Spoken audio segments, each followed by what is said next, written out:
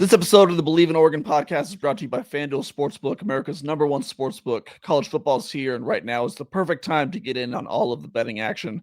The Ducks are gearing up for another huge season, and with FanDuel, you can bet the money line, point spread, player props, and so much more. Stu, let's talk Heisman once again. Last week, we told you to take the Dante Moore odds at plus 1,800 because those were the best odds you were going to see for a while with him. Yeah. I hope you listened because he's down to plus 1,100 right now after a great game on Saturday. That's the fourth best odds in the nation. Are you still taking that bet? Well, yeah, I'll still take that bet today. If I was a betting man, I would have took the bet last week as well. Yeah. He's got everybody's attention. He does. And he seemed to blow up this week. Yeah, he blew up and so much poise. We'll get to it, but man, I'm glad he's ours. Definitely. Especially when you watch football, if you're an Oregon fan and you are watching the rest of the college games on Saturday, Friday, Thursday, probably Wednesday, Sunday morning, who knows when these games are coming on, but you have to just be like, thank God we don't have to worry about our quarterback. We had a little scare, during the game where got rolled up on, but he bounced back up pretty good. So the scare lasted for about 5 minutes. Yeah. But man, I'm glad we have now the odds in our favor of Heisman candidate and championship candidate. Okay. That's another thing you can bet out of FanDuel, and those numbers might get smaller. So I think if you're a betting man like Stu and I are, you go ahead and hop on those when you can. Don't just watch the game, get in the game with FanDuel Sportsbook, an official partner of the Believe in Oregon podcast. Must be 21 or older and present in a state where FanDuel is legal. All right. Hop right in. Yeah, let's do it. What's going on, everyone? Welcome to... Oh, I'll start that over. Yeah. What's going on, everyone? Welcome to the newest episode of the Believe in Oregon podcast. I'm Zachary, Neel. He's Jonathan Stewart. Stu, what's up, man? How we doing? I'm good, man. How are you? I'm good. That was a fun weekend, wasn't it?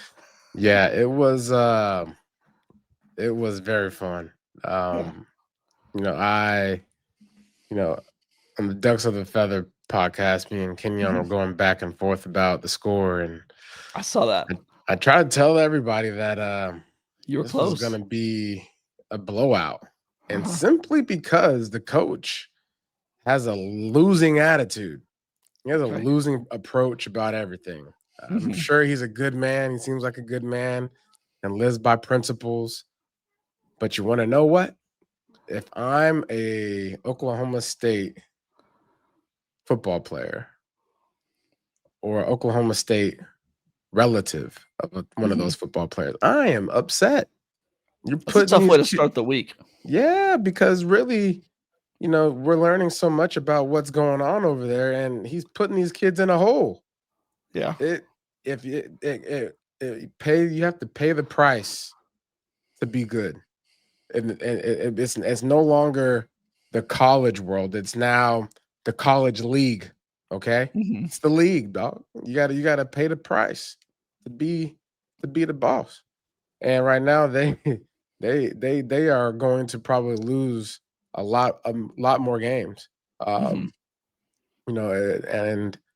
Kudos to Dan Lanning for closing that door real quick as far as any chatter that wants to make Oregon or the schools that have these big price tags want to make these schools look bad or these coaches look bad for doing what's necessary to win games. Playing the game. You're playing the game. It's part of it now. Get with it or get lost. Absolutely. Yeah, all of that happened after we recorded. We recorded last Monday morning, and then I think probably an hour or two after we recorded, Gundy said all the stuff about the NIL and everything kind of blew up. We recorded at an inopportune time, but I talked about it a little bit on Saturday night in my just initial recap podcast. I'm curious your thoughts as a former player because I don't know. I see this thing both ways. I love how Dan Lanning took an inch and he Gundy gave him an inch, he took a mile. I don't think Gundy, what he said was that egregious. Like, if I was an Oklahoma State player, an Oklahoma State fan, I don't like what he said, but Dan Lanning turned that into, oh my gosh, he just insulted our family. I mean, we talked to Dante Moore after the game. He's like, yeah, when you attack us, you attack our coach, you attack Phil Knight. And in my head, I'm like, well, I don't know that he really attacked anyone, but it doesn't matter because that's what Dan Lanning turned it into. But if I'm an Oklahoma State fan and I see that and I'm just like, okay, I think that's a little bit more than what he said, but I don't know. As a player, it worked, obviously. Hey, man, look, keep my name out your mouth. That's Okay, true. period, point blank. Worry about your own grilled cheese. That's what Dan Lanning was talking about. Yeah. And then at the end of the day, too, Gundy was over there trying to, mouth about the fans, right? The environment's not going to be a That's problem. where he Yes, it screwed up. is. It's going to be a god doggone problem. So basically, Dan Lanning didn't have just the locker rooms back, but he had the people of Eugene. Anybody that's in Eugene on that Saturday, you are the people of Eugene. If you're from Portland and you show up in Eugene, you are the people of Eugene. So in my opinion, he was just going to bat for them. Yeah, I completely agree. And at the end of the day, dog, this is what it's all about, man. Like, you are a football coach. If you're basically, he said, I don't know what he said, I can't quote him word for word, but basically, if I had to water it down, he said, look, we need to play teams that have the similar budget like us. Meaning we need to play teams that suck so that way we can win games and get an opportunity to win a national championship. Or at least go bowl game. That's what they're worried about right now. They're not worried about championship. But that's the main goal. The goal is to win championships, not just to get to a bowl game. That should be your mindset. And if you are a college coach, should be. That's the message you're sending to me. You ain't sending no other message. Bowl game, the rivalry game, all those have to come under one umbrella, and that is a national championship. If I'm a college kid, if I'm a parent, if I'm a relative that got talented kids that are trying to go play ball, Oklahoma State, you over here sending the wrong message. Y'all better, hey, they're gonna have to tighten up. Sometimes you gotta let things go. Yeah. Tighten up or make a big change because Gundy's been there for a long time, and I think he's a really good coach, but is he a really good coach in this era? That's kind of the question that we're having to pose for a lot of coaches now. Yeah. All right, we got a really good show for you today. We are going to get into our take and bake. We're going to talk about what happened in this game, what happened around the nation a little bit, and then preview the Northwestern game. Probably not going to spend too much time on that Northwestern game. Just gonna be completely honest. I don't think it's going to be a very close one. Oh, really? You think it might be interesting? Could be. We'll see. We'll get to it. First, I just want to ask you about this game. I broke down my thoughts on Saturday night. Just curious, kind of your general takeaways. Obviously, 69-3 blowout. There's a lot to talk about, but also not that much to talk about because it was just pure domination. Yeah, it was like Call of Duty, man. Okay, explain. So, you have the UAV, you have the airstrikes, you have the chopper gunner. It was game over from the get-go. Yeah, that's second play of the game. Second play of the game, they dropped all of that. So they had and then third play of the game. Yeah. We was running on like 3 PCs while they were running on just the Xbox. So, offense, defense, coaching. I mean, even shout out to our punter. Okay. He came in there and did his thing, especially being cold for 2 weeks. Yeah. Only 2 putts all year. And he came in there and he dialed it in and he executed. Yeah. So as a team standpoint, Dan Lanning, like, no doubt about it, he had these kids ready to blast off like a rocket. They came in, and basically just through the airstrikes, planted some bombs, through boots on wires, through the boots on ground. Little landmines here, little Semtex. Yeah, and I hear you. Oklahoma State had no chance, man. And so Good job by the collective. I mean, Will Stein. We're gonna he continues to do what he's doing to other teams, man. We're gonna have to start Oh, talking about him because this is probably, I mean, this might be an X factor for us, right? You talk about Bo Nix, you talk about Dylan Gabriel, now Dante Moore. mhm. There's no slow up at No. all whatsoever. It just continues to elevate, elevate, elevate. And um, the way he's able to distribute the ball, Mhm. like with the personnel and the depth. That's another Yeah, thing. The depth that we have. I am at running back. we're gonna get to it. Boy, it's like watching a Georgia roster, a Yeah. Alabama roster from like 5 years ago. Mhm. It's pretty amazing. Going back to Will Stein, I think he's kind of the MVP of the year so far, just because what he's done with this offense, and it answered a huge question because we and the Oregon fan base in general, I think, had some problems with him after last year. They weren't thrilled with the offense, the play calling. I think he was really pretty handcuffed by what Dylan Gabriel was able to do. And no disrespect to DG, I think he's really good at what he can do, but he's a Hmm. smaller quarterback. You can't throw over the middle. So now you get Dante Moore in there who can do Everything, everything at a everything. high level. And Will Say Stein it, can Zach. really Say it, just Zach. He can do everything. he can do everything. Yeah, he There you can do go. everything. Will Stein gets in there and he can really just do what he wants. And I was talking to Jeff Schwartz over the weekend. It's like, I feel bad for any defense trying to scheme for Oregon's offense because you have 11, 12, 13, 14 personnel out there. You got formations, heavy sets, offsets, covered up wide receivers that, the defense doesn't know they're covered up. And it's like the amount that they can do within this offense right now is just unbelievable. Yeah, That's been my favorite thing to watch so far this year. yeah. He understands timing, especially like you know everybody runs the same stuff, right? Mhm. And um, he has the guts to call certain plays in certain moments. Mhm. That's the key to his success. Um, oh, you think we're just gonna run the ball? Well, hey, we're gonna run it, but we're actually just gonna give it to Decory Moore and let him score the Yeah. touchdown. Like, Yeah. and just keeps, and it seems like it's unnecessary Mhm. because like, hey, just line up and just run the ball.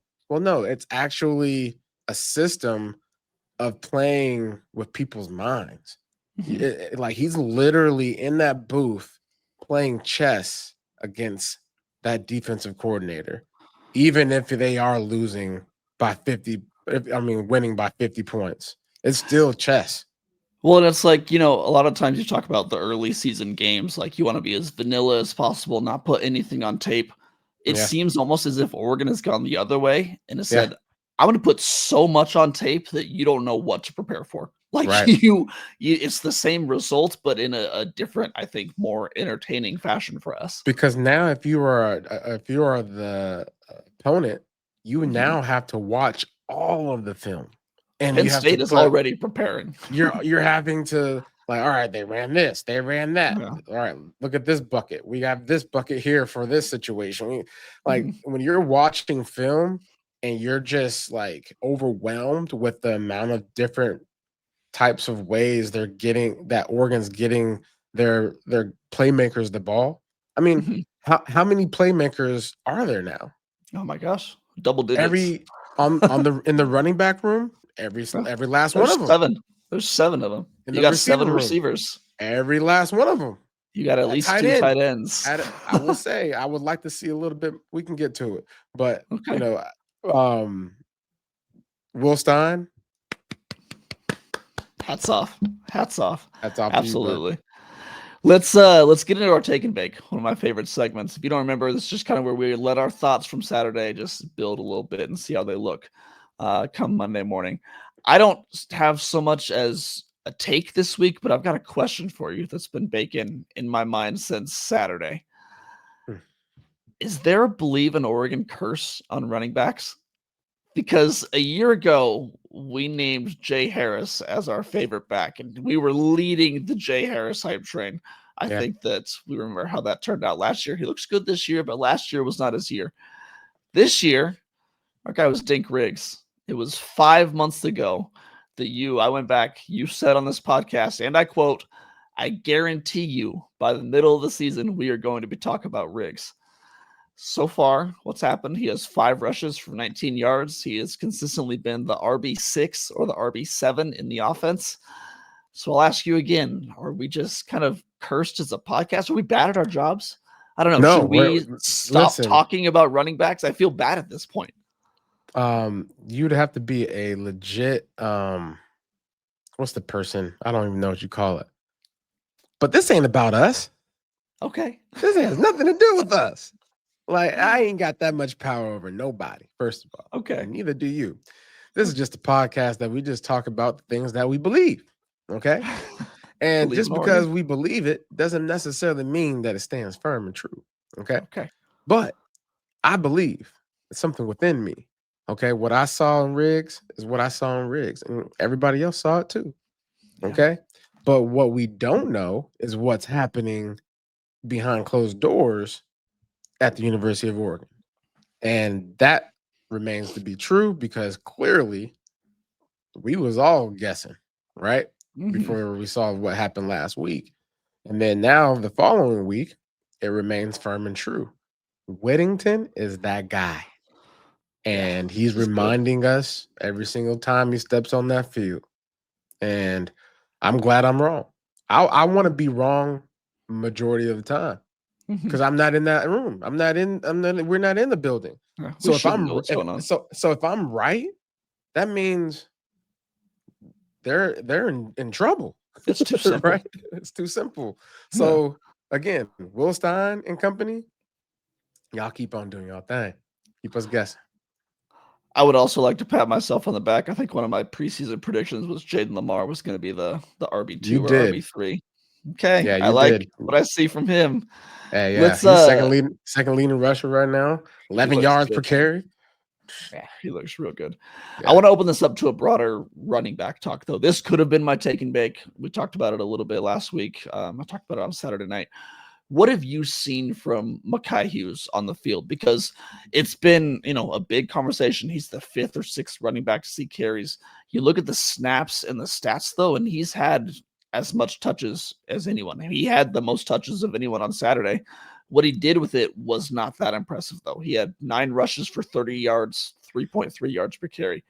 My takeaway is that, if you take the name away, take away the preseason accolades, all of that, he looks fairly average. And I say that with all due respect, but, that may be blunt. It's just how I feel. What do you see, though, as a former running back?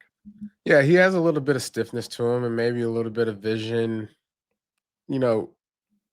As a runner, when you see the hole, you're too late. As a passer, if you see the guy open, you're too late. The special players see the thing happening before it happens, right? And it takes a special player to do that. Noah Whittington has it. De'Aaron Hill has it.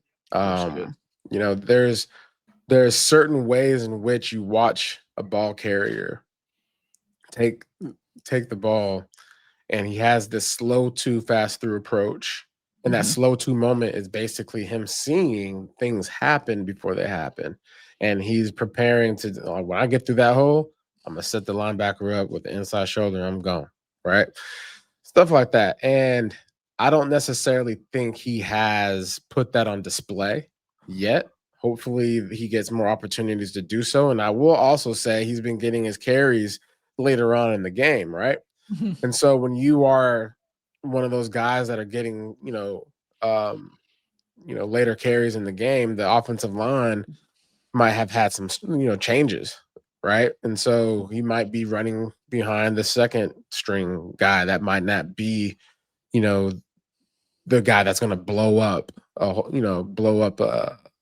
hole to create room for a guy to, really get busy in space. And so there's a lot of elements there that we're not necessarily seeing. I don't want to just blow a horn or, say, hey, there's a fire over here, because at the end of the day, it's the second game of the season.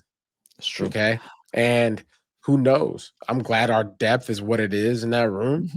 but and I'm glad it's ours, because by the middle of the season, by the time that is bowl games, who knows who's going to be up, and hopefully, that room being so competitive, you have no other choice but to come with it every single day and make sure you're bringing your A game. And so everyone in that room is going to be getting better. Well, and to hear you describe it, it sounds like it's fixable too. It sounds Yeah. like it's not like he's running poorly. He's just maybe struggling to see the holes where they are and maybe get used to this offense. I don't know. It's a different offense than he ran at Tulane. So, Yeah. but it seems like there's, you can at least see a way for him to move up that depth chart.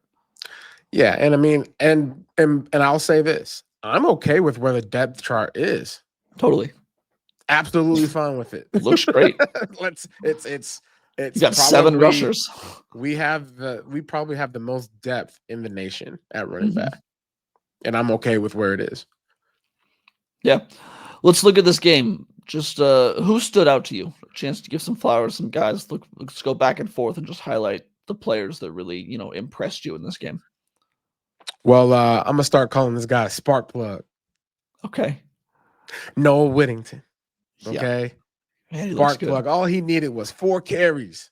4 carries to get this thing jump started. Okay. What? 91 started yards. Off, Yeah, started off with what, a 60-yard run, 59-yard run. Yeah. Tone setter, right? And you can see it in the way he runs, the energy he brings to that unit. It's something not just for that unit, but for that running back room. You can tell he's just like a guy that says, hey, I know y'all all in here, but I'm gonna let you know something. Y'all gonna have to fight me for this spot, and I'm gonna run like it every single day. And Whittington just didn't run. He detonated. We're gonna go back to Call of Duty. Call of Duty. He took that grenade. He said, "Yeah, y'all better run. I'm coming." Right? Threw the grenade. Come in there with his little machine gun. Like, he's the tone setter. Okay. And that's what I love about him. That's, I want to show flowers to him because he's our RB1. He's the perfect example of someone on the roster, and they bring in a transfer to try and take your job. And he says, nope, I'm just going to get better. I'm going to elevate. We talked about it all off season. That's the mentality you need to have. He's doing that to a T. But he looked healthy, looked fast, decisive. Your vintage RB1, period. I want to highlight a guy. I could highlight guys like, DeCorian, Kenyon, excuse me, got something in my throat. DeCorian, Kenyon, Jerry Mixon, there are some guys. I want to highlight Cooper Perry, true freshman wide receiver. He didn't do a ton. He didn't have a ton of the stats, but there was a 4th down in the first half. Whose number did they call? They set up a nice little in route, nice little slant route. None other than Cooper Perry. They said, all right, we trust you to get this 4th down. He came down with the ball, converted. It's not a huge thing on a game. It seems like a weird highlight on the game when there was, 10 touchdowns by 9 different players. But Cooper Perry, that impressed me for sure. Yeah, because it goes back to like the punter, right? Shout out to the punter, right? It's like you don't know when your moment's gonna come, especially in this offense so far for a punter, because they scoring every time. Just like him, Coop, you don't know when your time's gonna come because there's a lot of good guys in your room. But when your moment does come, you got to show up. And it's even harder to show up like that when you know you're not going to get that many opportunities. So, yeah, that's a good one. Another one I had was Dylan Thieneman. I thought he just, they went with a too high shell look a lot, and he kind of just flew around back there, made several plays. Yeah. I'm just loving what we're seeing from him. He's getting more into the game now in these first 2 weeks. I think he looks really good. Yeah, man. I'm gonna stay offense. Okay. Malik Benson. Yes. Okay. Yeah, love it. He's had a touchdown in every game. To me, that screams consistency. But good. You want to know what else is good? A vertical threat. Yep. Need it. When we got vertical threats, that means we covering everything. That means we can throw underneath. We can throw little swing routes, flat routes, crossing routes, digs, all of it. Because we got somebody that can blow the top off. Okay. That transfer from Alabama came to the right school. So yeah, shout out to him getting those chunk plays when we need it. His presence is stretching the field and just making us better. You mentioned a little bit earlier. I just want to go on the flip side of this coin. Who do you want to see more from going forward? I want to see Will Stein give us some more Kenyon Sadiq. We need to see it. I need more. I want they're just keeping him in the garage right now offensively. I mean, he has had an incredible season blocking. Like the highlight reel that he's had blocking. Oh my God. So I posted on my Twitter or X, whatever you call it now. Someone posted a video. I don't even know who it was, but it was him going after a guy to block and finishing him all the way to the ground. And it was on a touchdown run, right? It was like watching literally someone. It was like watching a lion. Yeah. In the safari or in the jungle or in the desert, because lions aren't necessarily in the jungle. I don't get that. No. But just a lion just waiting and finding his prey and then just jumping all over it. Like he was jumping all over a zebra. Almost like 30 yards downfield. And then just like curling, like pinning him to the ground. You can just see the kids. Yeah, it's like, all right, because he is a kid. His limbs were just like dangling, like help. Yeah, Jeff put together a video of like 4 minutes of just Oregon receivers blocking yesterday, and Kenyon was heavily featured in that. It's like, this is the type of content I love because you know Oregon's going to score their points, but when you can highlight the blocking level, and just the effort by your skilled players, that means you're unselfish. It's this unselfish team, right? And one of the other things I want to point out, I saw my wife sent me this clip of all the players before the game going to the end zone and taking a kneel in unison to pray. You know, whatever leadership is you know being held at the University of Oregon, that's special. It means that everybody is on the same page, attunement, alignment. And when you see them going out and making those types of plays, blocking for your brother, blocking for your teammate, these are the things that elevate teams to the next level. That's championship ball. There's nothing like what Oklahoma State is doing, which is losing ball. Let's open this up a little bit and look at the Big Ten as a whole. Which team grabbed your attention the most this past week, whether for something good or for something bad?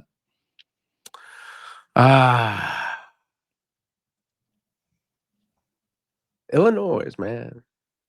They look good. They look good against Duke. I've gotten a note on Twitter that you need to stop pronouncing the S in Illinois. Illinois? It's not Illinois. It's Illinois. Illinois? Yeah. I didn't know that. Illinois, really? Huh? Silent S. Yeah. Chicago, Illinois. I guess I knew that. Why you always say Illinois. Yeah. Okay. I've gotten actually multiple DMs. Tell Jason to not say Illinois. Well, if people are so, commentable, how about that? Huh? Okay. I just made up a word for you. I don't think that is. Illinois, commentable. Y'all, hey, listen, man. Y'all need to get over it. But I'll change it. Illinois. Tell me about Illinois. What impressed you? No, I mean, I wasn't really expecting them to be, what they were coming into the season. And, Duke on the road. They showed up and played. And it was a game that I actually tuned into. So, I think they are creating their own type of momentum. So they're going to be a team to be on the lookout for as things continue to shape out. But yeah, I liked what I saw. I'm going to go the negative route. I was not impressed once again by Iowa. Like just 13 points. That quarterback, I don't think he's an FBS quarterback. I think he's really good at the FCS level, Mark Kronowski. Yeah. I'm less and less worried about that game at Iowa anymore. I was also not that impressed by Penn State, if I'm being completely honest. They just didn't really look that great to me. They got a win. It was not as easy as I think they wanted it to be, but I don't know. I'm curious to see what they look like going forward because they're a team that does not get tested until they play Oregon.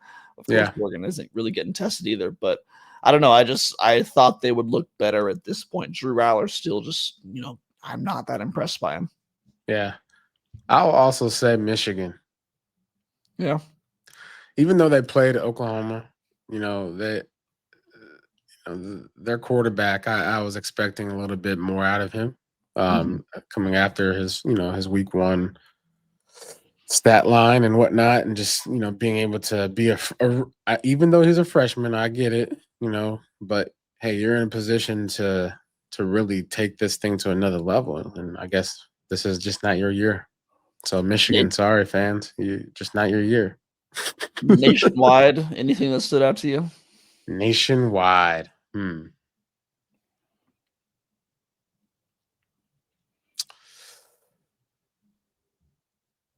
Oh, yeah. Florida. Yeah, that was gonna be mine too. USF. Came in there and smacked them boys, man. But look, you know what happened? Spitgate. That boy spit and put them boys in motion for a penalty and got them all mixed out of the game. Yeah. Look, don't get me started on this spitting stuff. Why on earth would you think to yourself, oh, I'm gonna spit on this fool? Yeah, you gonna disrespect me? I'm gonna spit on you. It's a football game, dog. If you got some problems, throw hands. Don't spit on people. That is just so disgusting and dirty, and just like if someone spits on you, that is just like you're the scum of the earth. Literally, you spit on the ground. So you're basically saying like you down there. Terrible. Yeah. But more importantly, you lost the game for your Florida boys. Yeah. So whoever is in charge of disciplinary actions for Florida, I hope y'all get it right, because y'all got it. Like, this is getting out of hand. That's 2 times in 1 week, NFL level and college level. Well, and Florida is a team who cannot afford to give up these should be easy wins because they've got one of the toughest schedules in the nation. What I'm curious to see is the domino effects from this, because Billy Napier may be out of a job, and who wants that Florida job is Washington's head coach, Jed Fish. So just something to start watching over the next few weeks, because Jed Fish, huh? He want to go to Florida, huh? He's got some ties to Florida. There's been rumors. Maybe he'll be able to keep these boys from spitting on each other. That's disgusting. That should be ashamed of your job interview. Can you stop your players from spitting on people? And you hold your players accountable for their actions. All right, let's talk Northwestern real quick. I'll be honest, I said it earlier, we're not going to spend too much time on this. For a third straight week, Oregon is favored by 4 touchdowns going into this game, and I think it's probably one. I think at least it's going to be over before halftime. You said something earlier that makes me think that might not be your opinion. It'll be over. Okay. I mean, let's not go crazy here, right? Okay. But really, it's all about, can Oregon control the pace early, right? Okay. Just like they've been doing. They've been basically walking the dog on everybody. And so when I talk about controlling the pace, I mean, imagine taking a dog on for a walk, right? On a leash. So can we do that, to Northwestern? I believe so. One of the things I just, as a guy that would be watching film, their quarterback isn't all that bad. He was the he was the quarterback that was at what school was that? SMU. Before what's his name? What's that kid's name? Right? Jennings, Kelvin Jennings. Jennings, like Jennings. Yeah.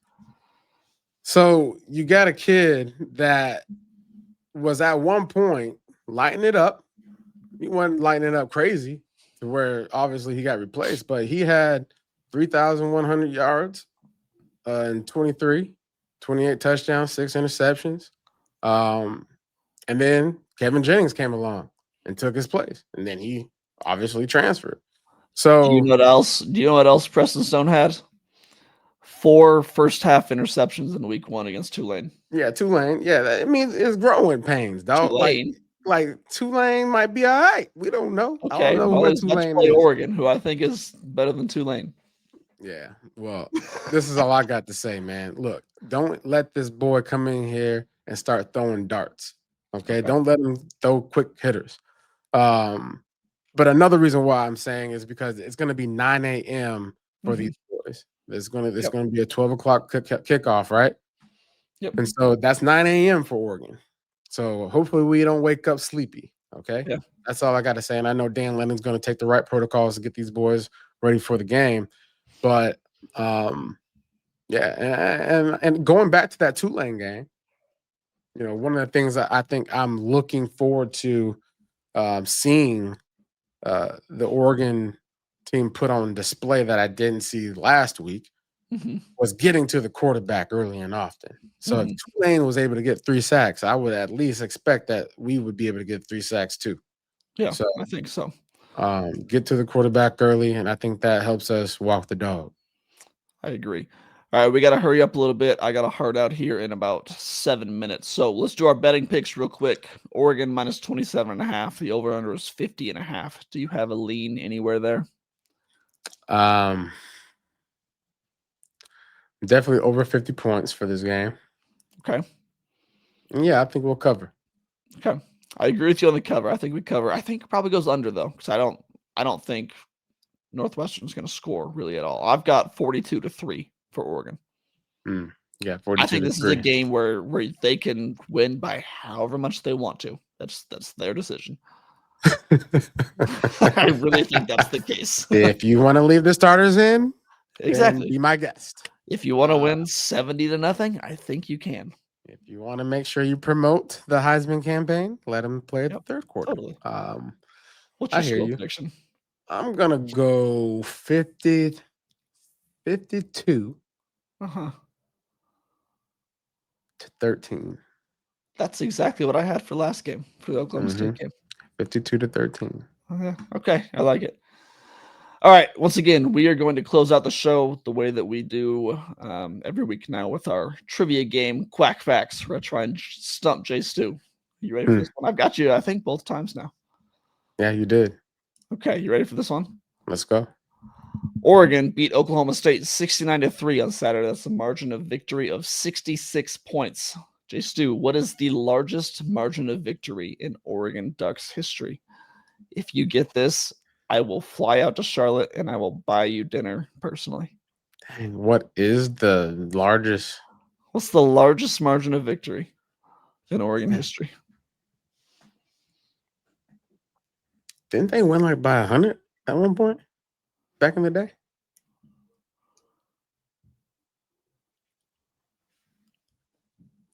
I'm going to say 80 points.